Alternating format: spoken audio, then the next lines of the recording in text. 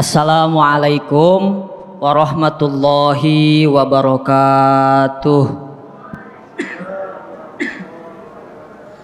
Bismillah, alhamdulillah, alhamdulillahilladzi bini'matihi tatimmus salihah, alhamdulillahilladzi faddala ala bani adam bil ilmi wal amal ala jami'il alam.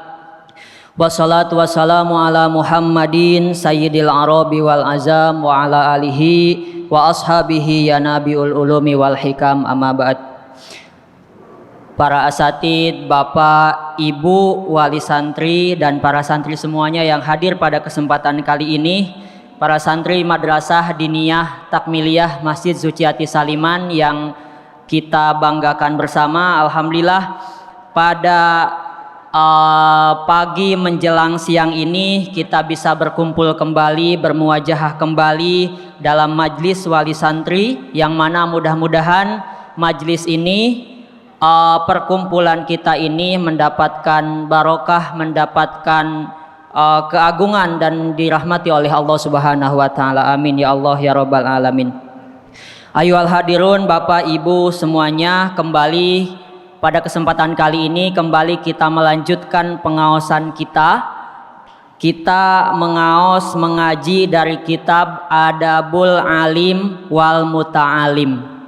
Kitab ini adalah kitab yang masyhur, kita sudah beberapa kali mengkajinya, disampaikan oleh ustadzah-ustadzah di setiap hari Sabtu Majlis Wali Santri. Kitab ini seperti kita ketahui dikarang oleh beliau Al-Alamah Hadratus Syekh Kiai Haji Hashim As'ari, salah seorang ulama terkemuka, ulama yang utama yang ada di Nusantara, yang ada di Indonesia, yang kita junjung bersama. Beliau dari Jombang dan tentunya juga dari Jawa, dan tidak hanya masyhur di Indonesia tetapi juga masyhur di Timur Tengah dan bahkan sampai dunia, dan masuk ke dalam jajaran tokoh berpengaruh, ulama-ulama berpengaruh yang ada di dunia. Bapak Ibu sekalian, dalam kitab ini yang sering kita kaji di setiap 2 minggu sekali di Majelis MWS ini, merupakan kitab monumental yang isinya sangat luar biasa, yang dikarang oleh beliau, yang mana dikhususkan sebagai panduan akhlak baik bagi para pengajar, baik para orang tua yang mengajar mendidik anaknya, dan juga panduan akhlak bagi para santri, bagi para murid-murid ketika belajar. Nah, sebuah bekal yang sangat penting dalam proses kegiatan belajar dan mengajar ini, yang mana para santri selalu ditekankan, kita juga sebagai umat Islam ditekankan bahwa betapa pentingnya kita memiliki adab yang tinggi atau memiliki akhlakul karimah. Bahkan Nabi junjungan kita saja Rasulullah Muhammad SAW, visi misi utamanya diutus ke dunia ini adalah untuk menyempurnakan akhlak. Innama bu'istu liutammima makarimal akhlak. Kebobrokan bangsa Arab pada waktu itu berhasil dituntaskan oleh Rasulullah SAW sebagai panutan, sebagai uswatun hasanah, sehingga bangsa Arab bisa berkembang, bisa maju, dan bisa menjadi percontohan negara-negara yang ada di dunia.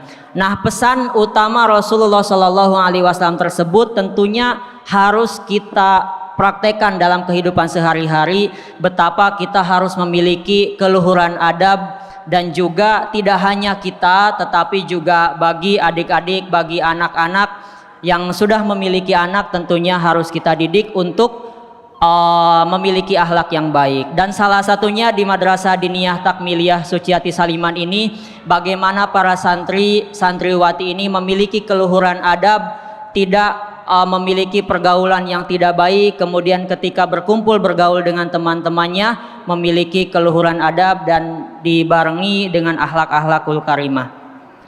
Nah, Bapak Ibu sekalian, kemarin kita sudah ngaos dari kitab ini beberapa pertemuan. Kemarin yang terakhir disampaikan oleh Ustadzah Esta.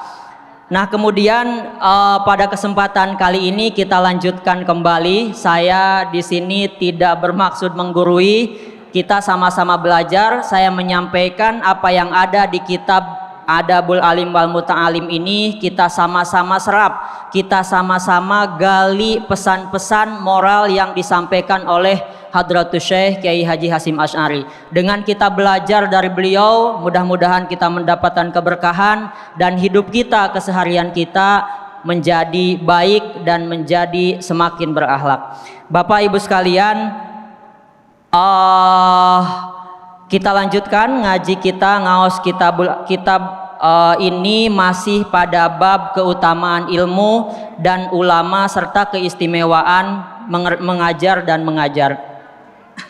Bismillahirrahmanirrahim. Ala hadiniyah wa ala kulli niyatin shalihah wa li syafaati Rasulillah sallallahu alaihi wasallam wa ala alihi wa ashabihi wa ajwajihi wa dzurriyyatihi wa ahli baiti wa liman bakhala bi baitihi ajmain. Khususan ila uliyallahi syahadul qadir al-jilani wa usuna uliya wa usuna lima khususan al-mu'alif hadal kitab barakati ulumihi wa karamihi wa lahumul fatihah. A'udzu billahi minasyaitonir rajim. Bismillahirrahmanirrahim. Alhamdulillahirabbil alamin arrahmanir rahim maliki yaumiddin iyyaka na'budu wa iyyaka nasta'in ihdinas siratal mustaqim siratal ladzina an'amta 'alaihim ghairil maghdubi alaihim waladdallin rabbighfirli wa li walidayya. Sebelum kita lanjutkan ke pengajian, ke pembahasan selanjutnya, di minggu kemarin kita telah menyerap ilmu dari kitab ini yang dikarang oleh beliau Hadratus Syekh Kiai Haji Hasyim Asy'ari, bahwa betapa pentingnya kita menjadi pecinta ilmu, bahwa kita menuntut ilmu itu tidak mengenal batas usia, tetapi menuntut ilmu itu adalah sepanjang hayat. Tidak ada kata terlambat dalam menuntut ilmu. Usia berapapun kita harus terus belajar yang belum kita ketahui. Kemudian kemarin juga dijelaskan bagaimana betapa luar biasanya keutamaan yang akan didapatkan bagi para pecinta ilmu, bagi orang-orang yang suka mencari ilmu.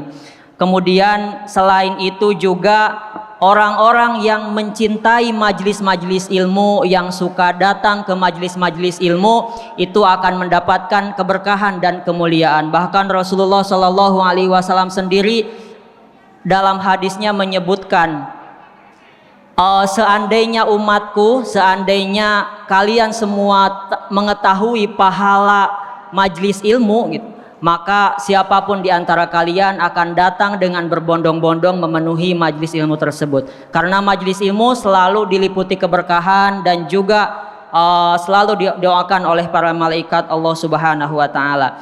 Bapak Ibu sekalian,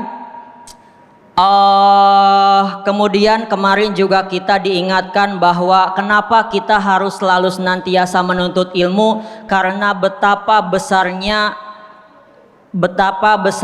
kebodohan, betapa besarnya ketika kita diliputi dengan kebodohan. Nah, orang-orang yang bodoh, orang-orang yang tidak berilmu, dalam artian tidak selalu mencintai ilmu, maka akan merugi selama kehidupan di dunia. Selagi kita mencintai ilmu, selagi kita terus belajar mau menuntut ilmu, maka kita masih dalam kategori alim, masih dalam kategori penuntut ilmu. Kita sekarang hidup di mana era sosial media semakin gencar, kita mendapatkan informasi di mana-mana. Kita jangan sampai salah belajar, salah memilih guru, kemudian apa saja selalu kita sampaikan di sosial media. Bapak Ibu sekalian yang dirahmati oleh Allah Subhanahu wa taala, kemudian kemarin juga disampaikan, diriwayatkan dari Mu'ad bin Jabal radhiyallahu anhu bahwa kita mempelajari ilmu itu adalah suatu keindahan, dan ketika kita selalu gemar menuntut ilmu, itu adalah bernilai ibadah, dicatat oleh Allah Subhanahu wa taala sebagai ibadah, sebagai bentuk kepengabdian kepada Allah Subhanahu wa taala. Kemudian mengulang-ulangi ilmu juga termasuk tasbih, kemudian mengkajinya merupakan jihad di jalan Allah, dan menekuninya selalu memperdalam ilmu merupakan bentuk taqarrub kepada Allah Subhanahu wa taala, dan mengajarkannya kepada yang belum mengetahuinya merupakan sedekah yang bisa jadi menjadi amal jariyah yang pahalanya akan terus mengalir di kemudian hari. Bapak Ibu sekalian rahimakumullah, selanjutnya kita lanjutkan ngaos kita dari kitab Adabul Alim Muta'alim ini. Bismillahirrahmanirrahim. Wa qala Al-Fadailu bin Iyad radhiyallahu anhu, dan berkata Al-Fadailu bin Iyad. Fadailu bin Iyad, siapa itu? Beliau adalah seorang gurunya para ulama, seorang ulama yang masyhur pada zamannya, seorang ahli hadis, seorang generasi dari tabi'in yang memiliki hikmah-hikmah yang luar biasa, dan juga kata-katanya selalu dikutip, selalu dijadikan bahan renungan oleh para ulama yang lainnya dan juga para penuntut ilmu. Nah, Bapak Ibu sekalian, beliau menyampaikan di sini Al-Fadail bin Iyad radhiyallahu anhu, semoga Allah meridhoinya, alimun muallimi yud'a kabiron fi malakutis sama. Alimu muallimin, orang alim yang mengajarkan ilmunya. Orang alim di sini maksudnya tidak hanya melulu seorang ustadz, tidak hanya melulu seorang kiai, tetapi Bapak Ibu sekalian juga bisa mengajarkan kepada anak-anaknya, putra-putrinya atau saudara-saudaranya. Kata Fadail bin Iyad, di sini orang alim yang mengajarkan ilmunya akan disebut dengan gelar kebesaran di kerajaan langit. Jadi Allah Subhanahu wa taala dan para malaikat sangat mengagung-agungkan, mencintai dan memuliakan orang-orang yang senantiasa mengajarkan ilmunya, mengamalkan ilmunya, berbagi ilmunya kepada yang lain.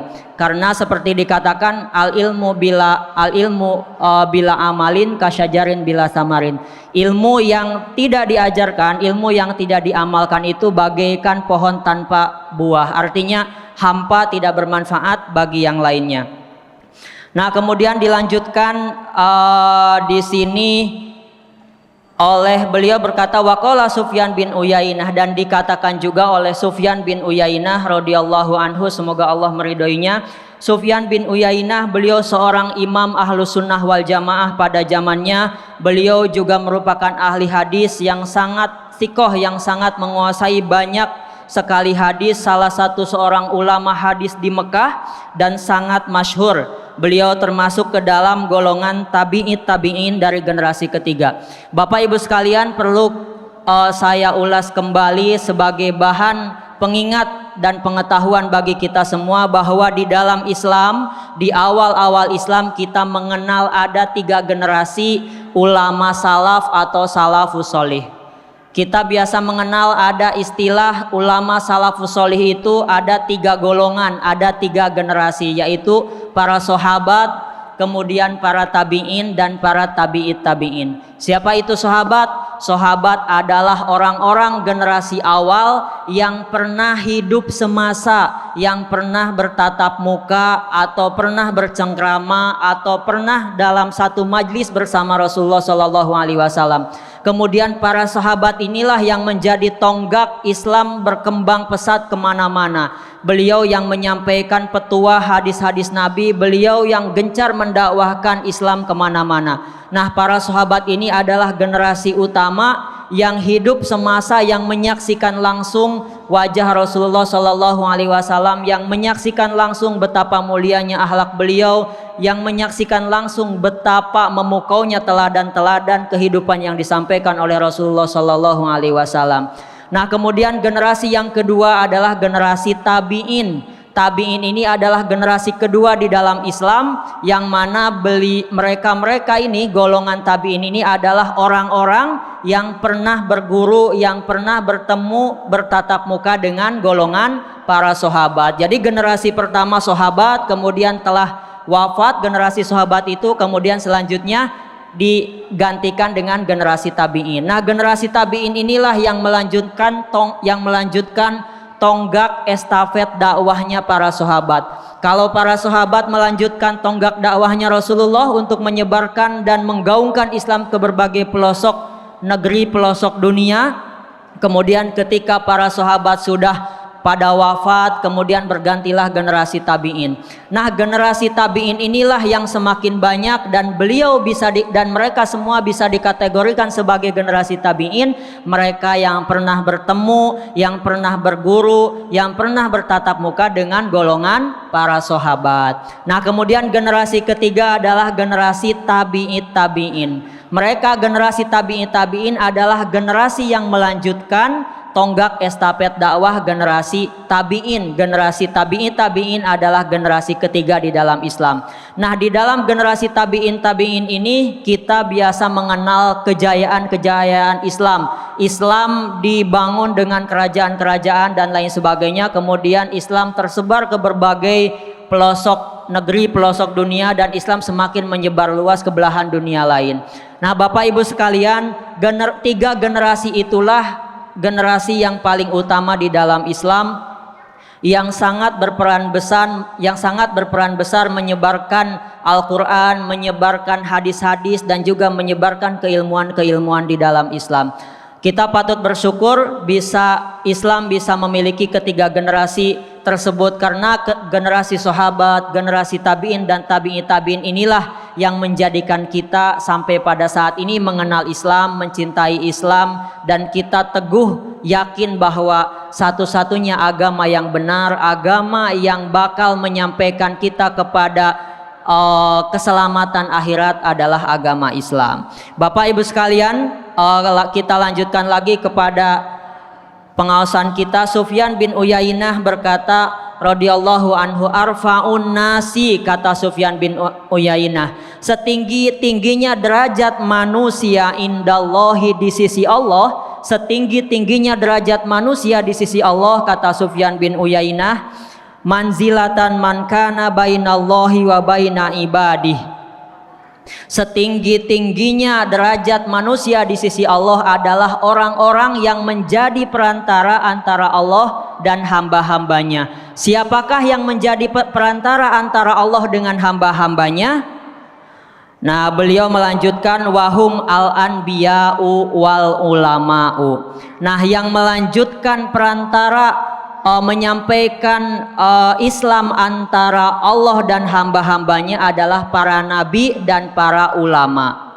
Nah, kemudian beliau berkata, waqala aidon, dan beliau berkata, lam yu'ta ahadun fid dunya syai'an afdhala minan nubuwah wa ma ba'dan nubuwati syai'un afdalu minal ilmi wal fiqhi. Lam yu'ta ahadun, tidak ada sesuatu yang lebih utama yang diberikan kepada seseorang di dunia kecuali pangkat nabi. Jadi pangkat nabi itu adalah pangkat yang paling tertinggi hamba Allah. Karena apa? Karena para nabi yang menyampaikan risalah, yang menyampaikan wahyu-wahyu kebenaran dari Allah Subhanahu wa taala. Nah, kemudian dan setelah tingkat kenabian yang paling tinggi itu, tidak ada yang lebih mulia dibandingkan ilmu dan fikih. Fadail ditanya, kemudian Imam Fudail bin Iyad ditanya tentang siapa, beliau menjawab tentang semua ahli fikih. Nah, jadi setelah para nabi adalah para ulama-ulama lah yang menyampaikan, yang melanjutkan risalah atau kebenaran-kebenaran dalam Islam. Maka disebutkan al ulama'u warasatul anbiya. Ulama adalah penerusnya para nabi. Maka Bapak Ibu sekalian, salah satu tugas seorang orang tua diantaranya, kata Rasulullah Shallallahu Alaihi Wasallam, adalah memberikan nama yang baik, kemudian memberikan penghidupan yang layak, kemudian di samping itu juga mendidik anak-anaknya menjadi yang berilmu dan juga berakhlak. Nah, dengan Bapak Ibu menitipkan anak putra-putrinya di Madinta juga termasuk salah satu bagaimana putra-putrinya dididik menjadi generasi yang ahli ilmu, kemudian juga dididik memiliki akhlak-akhlak yang baik, sehingga ketika beranjak remaja dan dewasa bisa mengarungi, menjelajahi kehidupan yang begitu bebas, kehidupan luar yang begitu sangat mencekam kalau misalkan salah dalam hal pergaulan. Nah, Bapak Ibu sekalian, kemudian di sini Imam Sufyan bin Uyainah menegaskan bahwa betapa pentingnya kita mendidik, menginginkan putra-putri kita menjadi seorang ulama. Kemudian di samping itu juga kita harus selalu senantiasa mencintai para ulama, para guru-guru kita, karena lewat ulama-ulama itulah, lewat lisan-lisan ulama itulah, lewat petuah-petuah ilmu-ilmu yang disampaikan oleh para ulama itulah kita bisa memetik hidayah dari Allah Subhanahu wa taala, kita bisa semakin yakin akan kebenaran Islam, kita semakin yakin bisa dekat bertakarub kepada Allah Subhanahu wa taala lewat petuah-petuah hikmah keagamaan, risalah-risalah Islam yang disampaikan oleh para ulama. Maka penting juga dalam kehidupan kita, kita jangan sampai jauh dari para ulama. Kita harus selalu senantiasa memilih ulama yang tepat dan menghadiri majlis-majlis ilmu. Bapak Ibu sekalian, kemudian Imam Asy-Syafi'i melanjutkan, waqala imamuna, dan berkata imam kita semua, Imam Syafi'i, beliau adalah imam kita, pendiri madhab Syafi'i yang sangat masyhur di dunia, seorang mufti besar, seorang ahli hukum Islam. Beliau mendirikan madhab Imam Syafi'i, salah satu madhab keempat dalam Ahlus Sunnah wal Jamaah. Nah, Muhammad bin Idris Imam Asy-Syafi'i ini radhiyallahu anhu, semoga Allah meridhoi beliau, ilam yakun al fuqaha, kalau saja ulama yang mengamalkan ilmunya itu tidak menjadi kekasih Allah, ilam yakun al fuqaha al amiluna bi ilmihim auliya Allah falaisa lahu waliyun, maka Allah tidak akan memiliki kekasih. Nah, ulama itu ahli fikih, ahli fikih atau orang-orang yang paham ilmu keagamaan. Ulama-ulama adalah kekasih Allah di dunia ketika para nabi itu sudah tiada. Kita sekarang hidup di akhir zaman yang mana yang hanya bisa kita temui adalah para ulama. Jangan sampai meskipun masih bermunculan di belahan dunia lain, masih ada orang-orang yang mengaku sebagai nabi gitu, sebagai rasul, mimpi bertemu dengan siapa kemudian menjadi rasul. Masih Bapak Ibu sekalian, masih bermunculan di belahan dunia lain yang mengaku-ngaku menjadi nabi. Nah, kita harus yakin, kita harus teguh pendirian bahwa Rasulullah Muhammad Sallallahu Alaihi Wasallam adalah khotamul anbiya wal mursalin, penutup para nabi dan rasul. Setelah Nabi Muhammad tidak ada lagi nabi dan rasul, tidak ada lagi yang mengaku-ngaku dan lain sebagainya. Beliau adalah penutup khotamul anbiya wal mursalin. Nah, kemudian Imam Syafi'i menegaskan bahwa para ulama di sini adalah kekasih-kekasih Allah ketika ada di dunia. Kemudian dilanjutkan oleh Ibnu Al-Mubarak, waqala Ibnu Al-Mubarak, dan disampaikan oleh Ibnu Al-Mubarak, Abdullah bin Mubarak juga ulama yang besar, ulama yang sangat masyhur. Beliau memiliki banyak keutamaan. Beliau termasuk ulama hadis, ulama tafsir, dan banyak sekali kata-kata hikmah yang selalu dikutip, yang selalu dijadikan bahan renungan oleh para ulama dan juga diajarkan di berbagai pesantren. Nah, Ibnu Mubarak melanjutkan, la yazalu rajula aliman, seseorang dianggap alim selama dia tetap menuntut ilmu. Bapak Ibu sekalian, jadi kita semua selagi kita masih gemar, masih suka, masih mencintai ilmu, di sela-sela kesibukan kita masih menyempatkan untuk masih membuka-buka atau mempelajari sesuatu hal yang belum kita ketahui. Di sela-sela kesibukan kerja kita masih sempat mengikuti majlis-majlis ilmu, masih ada rasa di hati bahwa kita masih menjadi orang awam, masih banyak sekali ilmu-ilmu yang belum kita ketahui. Nah, kata Ibnu Al-Mubarak, kalau misalkan kita masih memiliki rasa seperti itu, kalau misalkan kita masih merasa menjadi orang awam, orang yang bodoh, maka kita masih dianggap sebagai orang yang alim karena kita terus selalu belajar. Nah, kemudian Ibnu Al-Mubarak melanjutkan, fa idza dhanna annahu qad alima faqad jahila. Nah, kata beliau, kata Abdullah bin Mubarak, ketika dia mengira dirinya sudah alim, ketika seseorang itu merasa dirinya, saya sudah pintar, saya sudah banyak mengetahui ilmu agama, saya sudah banyak mengetahui berbagai hal. Ketika sudah ada rasa sombong di hati, sudah ada rasa mengetahui, dan kemudian saya tidak perlu belajar lagi, saya tidak perlu membuka-buka lagi hal-hal yang belum saya ketahui, saya tidak perlu lagi datang lagi ke majelis-majelis ilmu. Kalau misalkan Bapak Ibu, saya dan kita semua sudah ada rasa kesombongan, kecongkakan di dalam hati merasa berilmu, maka kata Ibnu Al-Mubarak, maka sesungguhnya dia masih bodoh, dan itulah orang-orang bodoh, orang-orang yang merasa sudah pintar. Maka catatannya bagi kita semua di sini, Hadratus Syekh Kiai Haji Hasyim Asy'ari berpesan kepada kita semua bahwa betapapun dalam keadaan sibuk apapun, selama kita hidup di dunia, dalam usia berapapun, kita harus selalu senantiasa menuntut ilmu. Karena setiap tempat adalah tempat kita untuk menuntut ilmu, dan dimanapun kita bisa mencari ilmu dan kita bisa merenungkan ilmu tersebut kemudian mengamalkannya. Nah, Bapak Ibu sekalian, itulah pesan penting yang harus kita pahami dan harus kita tanamkan di dalam diri kita, bahwa sepanjang hayat hidup kita, kita harus selalu senantiasa gemar menuntut ilmu dan menyempatkan, menyukai, mencintai majelis-majelis ilmu. Karena majelis-majelis ilmu itu adalah keberkahan. Seperti yang saya singgung tadi di awal, kata Rasulullah Shallallahu Alaihi Wasallam, jika seandainya umatku mengetahui pahala dari majelis ilmu, majelis taman bunga-bunga, kata Rasulullah itu, atau taman-taman surga, maka sesibuk apapun kalian, meskipun kalian berada di pasar, meskipun kalian berada di pekerjaan kalian, tetapi ketika mengetahui ada majelis ilmu, maka kalian akan berbondong-bondong untuk hadir datang ke majelis ilmu. Jika seandainya pahala dalam suatu majelis ilmu itu ditampakkan atau kelihatan. Nah, Bapak Ibu sekalian, kemudian waqala Waqi, dan berkata Imam Waqi. Imam Waqi ini juga seorang ulama yang sangat masyhur di zamannya. Beliau ini termasuk generasi tabi'in. Generasi tabi'in berarti generasi kedua di dalam Islam. Nah, beliau salah satu ulama yang masyhur yang berasal di Irak dan bermukim di Irak.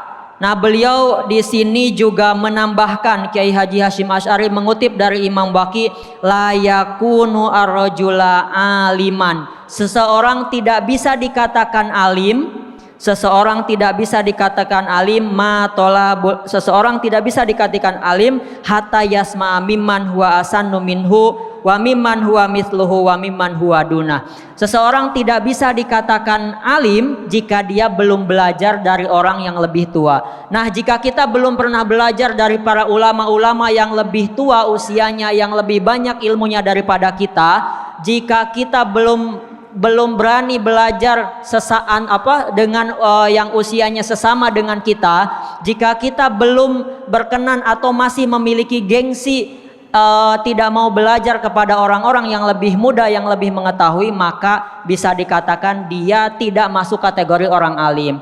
Orang alim itu adalah orang yang selalu terbuka, selalu datang ke majelis ilmu dan menerima kebenaran, menerima ilmu dari siapapun, dari generasi yang tua, dari usia yang seusianya ataupun yang lebih muda, selagi itu adalah ilmu, selagi itu adalah hal-hal yang bisa mencerahkan, yang bisa menggugah dan bisa mendekatkan kita kepada Allah Subhanahu wa taala.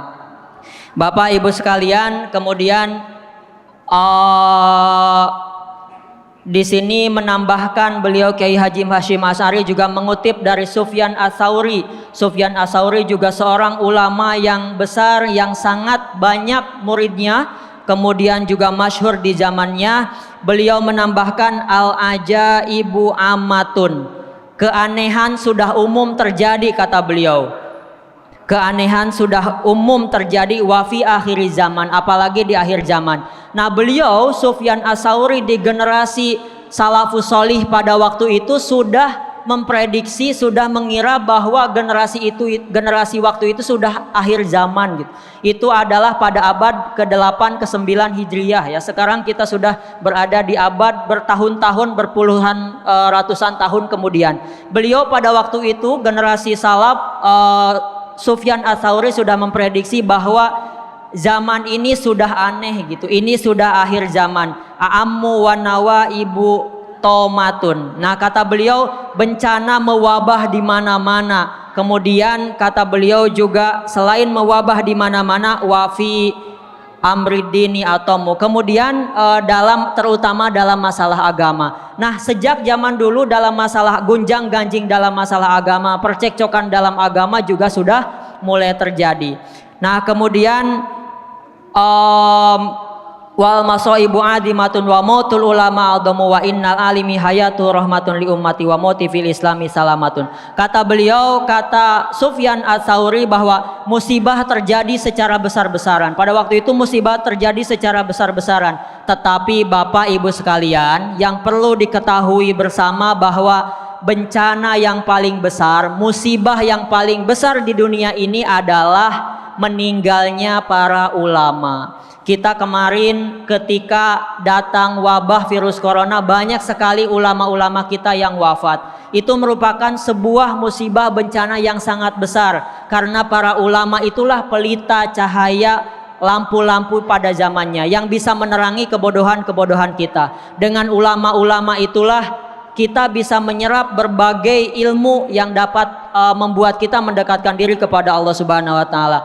Kata Sufyan Ats-Tsauri bahwa bencana terbesar adalah meninggalnya para ulama. Kemudian munculnya atau lahirnya para ulama di dunia ini merupakan rahmat bagi umat, merupakan suatu keberkahan bagi umat, dan kematiannya membuat celah dalam Islam. Nah, Islam sangat merasa sedih, Islam sangat merasa kehilangan ketika para ulama-ulamanya wafat. Maka kita doakan mudah-mudahan ulama-ulama kita selalu diberikan perlindungan oleh Allah Subhanahu wa taala, dan juga putra-putri kita lahir menjadi generasi yang alim, yang ahli ulama. Nah, kemudian wa fi shahihain, dalam kitab Shahihain Bapak Ibu sekalian, dalam ilmu hadis kita biasa mengenal kitab-kitab hadis. Ada istilah Shahihain, ada istilah Sahih Al-Bukhari, ada istilah Sahih Muslim, ada istilah kitab Sunan Ibnu Majah, Sunan At-Tirmidzi, Sunan An-Nasai, kemudian Musnad Imam Ahmad, Musnad Al-Muwatta, dan lain sebagainya. Nah, di sini ditambahkan Kiai Haji Hasyim Asy'ari mengutip dari kitab Shahihain. Apa itu kitab Shahihain? Kitab Shahihain itu adalah kitab hadis yang paling utama yang dikarang oleh Imam Al-Bukhari dan Imam Muslim. Kitab Shahihain Imam Al-Bukhari, Sahih Bukhari, dan Sahih Muslim inilah yang menjadi rujukan utama di dalam Islam dalam mempelajari hadis-hadis. Ketika kita ingin membaca, menelusuri hadis-hadis Rasulullah adalah, maka rujukan yang utama adalah kita kepada kitab Sahih Bukhari, kemudian Sahih Muslim, kemudian barulah kepada kitab-kitab yang lainnya. Nah, dalam kitab Sahih Al-Bukhari dan Sahih Imam Muslim ini diriwayatkan oleh Abdullah bin Umar bin As radhiyallahu anhuma, semoga Allah meridhoi keduanya, berkata, sami'tu Rasulullah sallallahu alaihi wasallam bersabda, mengatakan bahwa mereka pernah mendengar Rasulullah sallallahu alaihi wasallam. Nah, walakin yagbidul ilma, sesungguhnya Allah tidak akan mencabut ilmu secara langsung dari manusia. Walakin yakbidul ilma biqabdil ulama. Nah, sesungguhnya Allah tidak akan mencabut secara langsung. Maksudnya apa, Ibu? Misalkan begini, kita semua memiliki pengetahuan, memiliki ilmu. Allah kemudian banyak sekali kita di dunia orang-orang yang berilmu misalkan. Nah, Allah tidak mencabut ilmu-ilmu itu kemudian hilang dari kepala. Tidak seperti itu yang dimaksud dengan mencabut ilmu. Nah, dalam kitab Sahih Muslim dan Sahih Al-Bukhari ini disebutkan biqabdil ulama hatta idza lam yabqal alimun ittakhadhan nasu ru'usa juhala. Nah, sesungguhnya Allah tidak akan mencabut ilmu secara langsung dari manusia, akan tetapi Dia mencabut ilmu dengan cara mencabut nyawanya para ulama. Nah, Allah itu mencabut ilmu itu bukan dengan menghilangkan, mengambil dari kepala-kepala manusia, tetapi mewafatkan para ulama. Dengan wafatnya para ulama, kita sudah kehilangan orang-orang yang memberikan petuah, yang memberikan pengajaran, yang memberikan ilmu kepada kita semua. Nah, dengan cara itulah Allah mencabut ilmu di muka bumi ini. Nah, kemudian maka sehingga ketika tidak ada lagi seorang yang alim di dunia ini, ketika misalkan sudah wafat ulama di dunia ini, ataupun sudah sangat sedikit ulama yang ada di dunia ini, ataupun di negeri kita misalkan di Indonesia, Bapak Ibu sekalian, kita patut bersyukur kita hidup di negara yang cukup tentram. Kita hidup di Indonesia ini merupakan negara sampai sekarang yang penganut Islamnya terbesar di dunia. Di antara sekian banyak negara-negara di dunia, Indonesia adalah negara yang paling banyak pemeluk agama Islamnya. Nah, kemudian dengan memiliki negeri, dengan memiliki negara yang mayoritas agama Islam, kita bisa tentram menjalankan ibadah. Nah, kembali lagi dalam kitab Sahih Bukhari Muslim ini, Bapak Ibu sekalian, ketika sudah tidak ada lagi orang-orang alim, orang-orang akan mengangkat orang-orang bodoh, akan mempercayai orang-orang bodoh, sehingga mereka memilih pemimpin-pemimpin bukan dari orang-orang yang paham, orang-orang yang tahu dalam urusannya. Mereka manusia mengangkat orang-orang bodoh, sehingga pada akhirnya apa Bapak Ibu sekalian? Ketika para pemimpin-pemimpin yang diangkat itu bukan orang-orang yang paham, atau mereka yang diangkat, yang dipilih itu orang-orang yang bodoh, nah mereka akan memberi fatwa seenaknya, mereka akan ngomong seenaknya, mereka akan bicara apa saja yang mereka padahal tidak mengetahui dalam hal tersebut. Apa yang akan terjadi apabila orang-orang bodoh sudah banyak bicara di dunia ini, di negeri ini, maka fatwa mereka, kata-kata mereka, ungkapan mereka, pembicaraan mereka akan sesat dan menyesatkan. Bapak Ibu sekalian, maka kita patut bersyukur kita hidup di negara yang mayoritas agama Islam, yang tentram. Kita juga menganut Ahlus Sunnah wal Jamaah. Kemudian di negeri ini kita masih banyak ulama-ulama yang hidup. Kita masih berkesempatan untuk terus menggali ilmu dari beliau-beliau. Kita bisa belajar dari ulama-ulama di sekeliling kita, atau memilih tokoh-tokoh, memilih ulama-ulama di sosial media, di YouTube seperti Kiai Haji Bahauddin Nur Salim, kemudian Kiai Ahmad Muafiq dan lain sebagainya, yang beliau dai-dai yang menyejukkan, dai-dai yang memberikan banyak ilmu kepada kita semua, yang bisa mendekatkan diri kepada Allah Subhanahu wa taala. Bapak Ibu sekalian, demikian yang dapat saya sampaikan, demikian yang bisa kita petik, yang bisa kita pelajari dari Kiai Haji Hashim As'ari dalam kitabnya Adabul Alim wal Muta'alim di kesempatan kali ini. Demikian dari saya, mudah-mudahan kita selalu senantiasa diberikan oleh Allah Subhanahu wa taala, ditanamkan di dalam hati kita menjadi orang-orang yang cinta ilmu, menjadi ahli-ahli ilmu, kemudian tidak menjadi orang-orang yang sombong, yang merasa pintar, yang merasa sudah tahu, sehingga kita tidak mau lagi mempelajari suatu ilmu, khususnya ilmu agama. Kita harus terus senantiasa memperdalam ilmu agama, khususnya ilmu agama di samping ilmu-ilmu yang lainnya. Karena ilmu agama adalah ilmu utama yang dapat semakin kita mendekatkan diri kita kepada Allah Subhanahu wa taala. Ilmu agama yang menjadi jalan titian kita dalam berislam, yang dapat menyampaikan kita ke surganya Allah Subhanahu wa taala, dan kita bisa diselamatkan dari kegaduhan, dari hiruk pikuk dunia yang serba semakin kacau, semakin berantakan di zaman yang semakin berubah cepat sekarang ini. Bapak Ibu sekalian, demikian yang saya sampaikan, kurang dan lebihnya mohon maaf. Mudah-mudahan ada manfaatnya. Jika ada manfaatnya, itu semata-mata dari Allah Subhanahu wa taala. Jika ada kekurangan, itu murni dari kekurangan saya. Mudah-mudahan kita selalu senantiasa terus belajar dan mencintai majlis-majlis ilmu. Bapak Ibu, demikian yang saya sampaikan. Saya kembalikan kepada pembawa acara. Hadanallah wa iyyakum ajmain, wallahul muwafiq ila aqwamit thoriq. Assalamualaikum warahmatullahi wabarakatuh.